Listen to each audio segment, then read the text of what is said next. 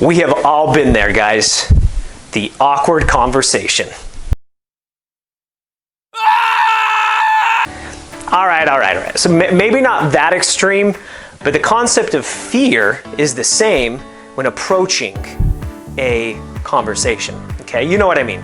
The one conversation where we have nothing to say because we can't seem to connect with the other individuals in the group, right? And we are just standing there wondering how and when to jump in. Sound familiar to you guys? Or those conversations in which we have acted as the awkward contributor by nervously and awkwardly talking everyone's ear off. Sound even more familiar? Okay, keep watching because today I want to teach you 3 techniques to stand out in any conversation and to avoid the awkward conversation.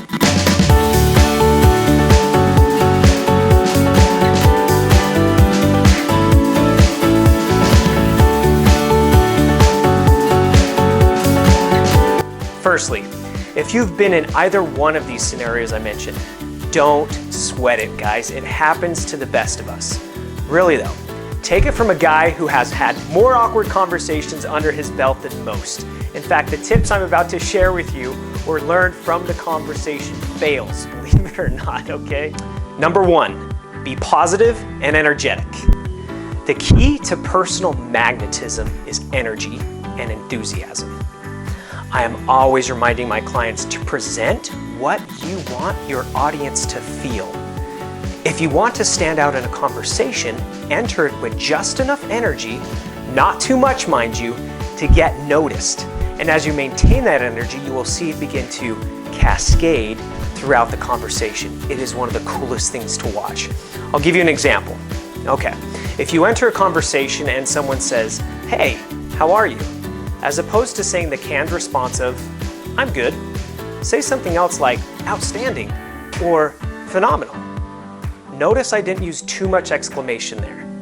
You want to project just enough energy to stand out. You don't want to say it with so much gusto that it makes you look like a crazy person. That actually may sound something like this. "Hey, how are you?" "I'm outstanding." See what I mean? It's like Goldilocks and the 3 bears. Okay, too much energy is awkward, but just the right amount of energy to be different is just right. So what should you do as the conversation kind of progresses? I'll give you some tips. The key is to maintain just enough energy to be unique. When you are telling a story, tell it using kind of expansive gestures and open body language. I want you to think about something for a second. Okay, take a moment to think about someone you know or have met at work or a party who seems to have this natural ability to draw others toward them. You have that person in mind? Think about him? Good. The next time you see this person in a social setting, I want you to keenly observe them in a non-creepy sort of way. Okay, you'll notice something very interesting if you observe these conversationalists in their natural habitats.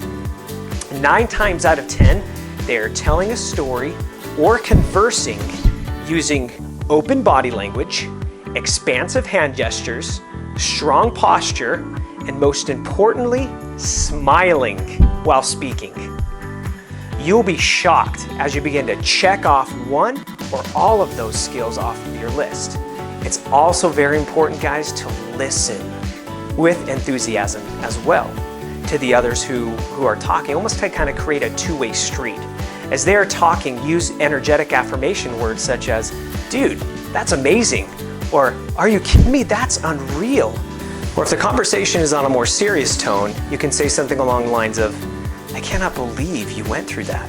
That must have been so difficult." See how I use some energy and emphasis there as well in my tone and choice of words?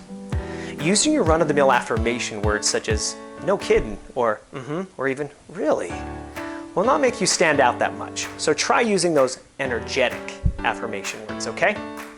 Number 2, crack jokes. We all have that one friend who is constantly giving people a hard time. I'll be honest and say that there have been times where these types of individuals and conversationalists get on my nerves because they are always trying to find something about other people to poke fun at.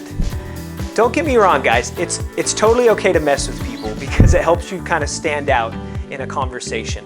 just as long as it's done in moderation and in a way that's not putting the other person down. That just makes you look like the village jerk, and others will not want to talk to you or be around you, trust me. So what does this look like? I'll share some examples with you here.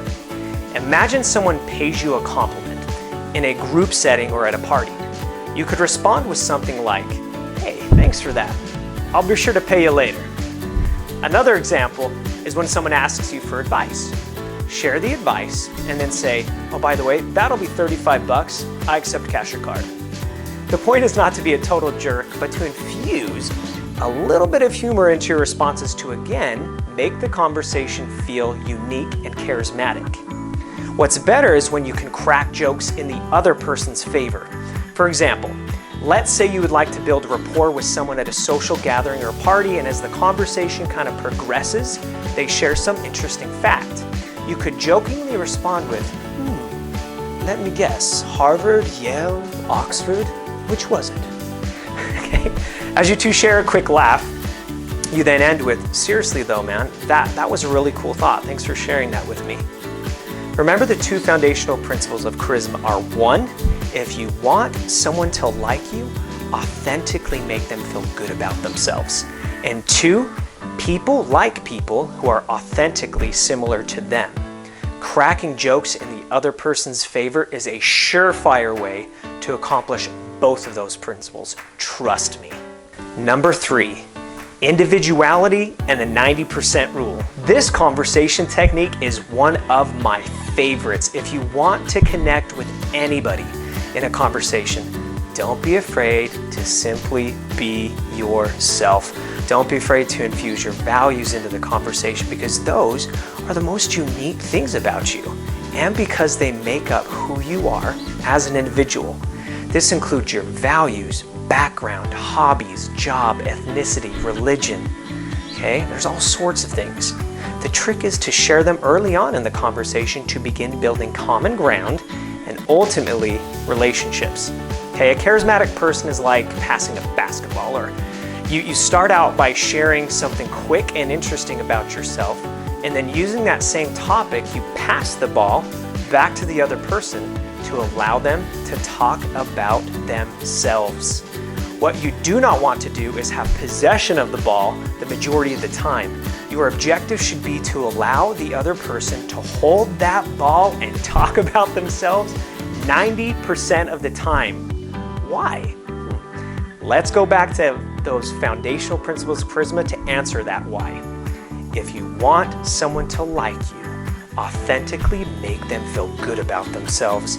A person feels good about themselves when they are talking about themselves, and you simply listen and genuinely help build their self-confidence. You with me? Trust me when I say that if you let the other person have possession of that ball the majority of the time, with you simply listening and affirming, they will associate you with that positive feeling of self-assuredness and confidence, and you will immediately stand out the next time they see you or talk to you. I can guarantee that.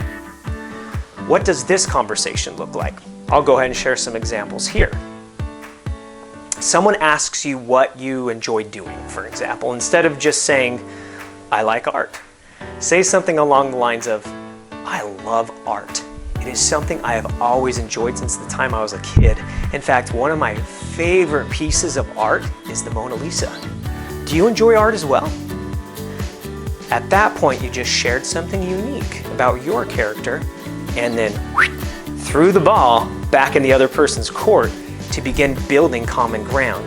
Okay, let's take a stab at another example. Someone asks you where you are from. Instead of just saying, "I'm from Durham, North Carolina," you could say something along the lines of, "Hey, I'm from Durham, North Carolina, and before you ask, let me just say that I am a Duke Blue Devil through and through. Hey, do you enjoy college basketball as well?" Boom. Same thing. You express something unique about yourself and then threw the ball back into their court so they can gain possession of the ball. Pun very much intended there, okay? So the next time you are at a social event, party, work, take a stab at applying these conversation techniques.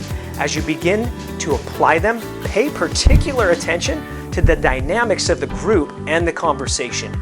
You will notice more laughter, human connection, ease, and ultimately, relationships.